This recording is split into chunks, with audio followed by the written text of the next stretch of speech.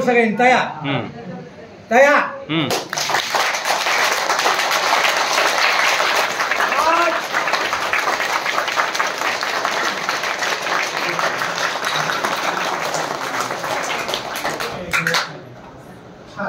शेवटच्या दिवशी जरी मिळत असले आपल्या सगळ्यांचा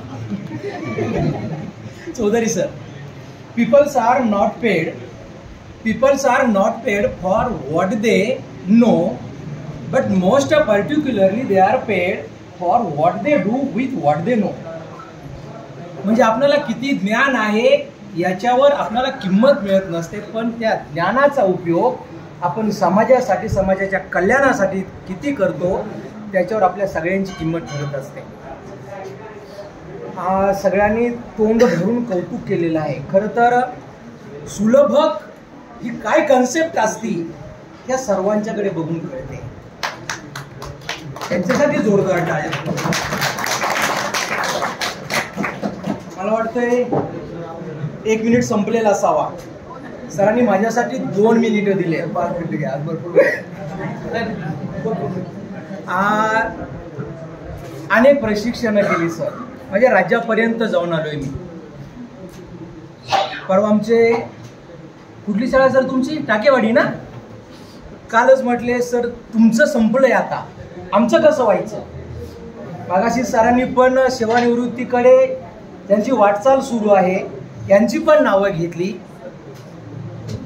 आणि मग सरांना म्हटलं सर नका काळजी करू तुम्ही, काय म्हणजे प्रत्येकाचं असंच आहे की आता मी हे कसं शिवधनुष्य पेलू.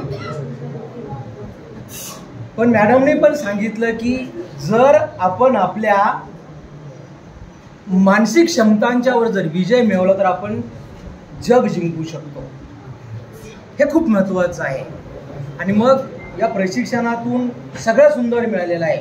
या सगळ्यांचं 2 मुद्द्यांच्यावर प्रचंड ठासून त्यांनी सांगितलं सर हेच महत्वाचं आहे, सर हेच महत्वाचं आहे.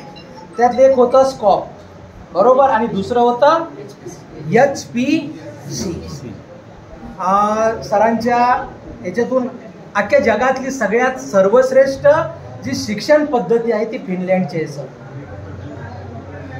आणि तिथं पंचकोशावर आधारित शिक्षण पद्धती आहे. पंचकोश म्हणजे काय? सरांनी सांगितलं की योगाचं मी काम करतोय. पंचकोश अन्नमय कोश, प्राणमय कोश, मनोमय कोश, विज्ञानमय कोश आणि आनंदमय कोश.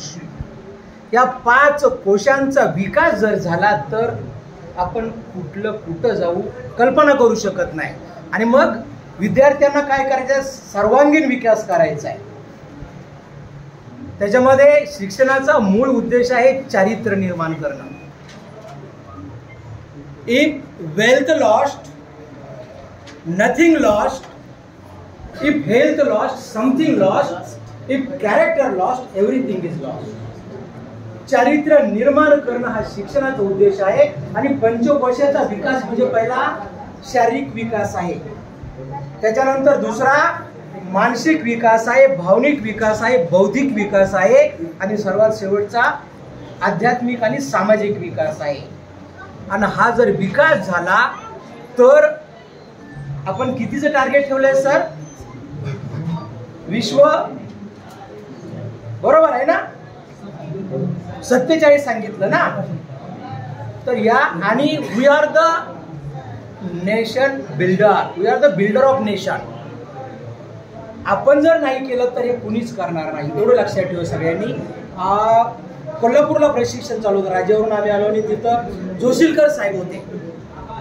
त्यांनी सांगितलं की सर प्रशिक्षण हा बर्फाचा गोळा आहे.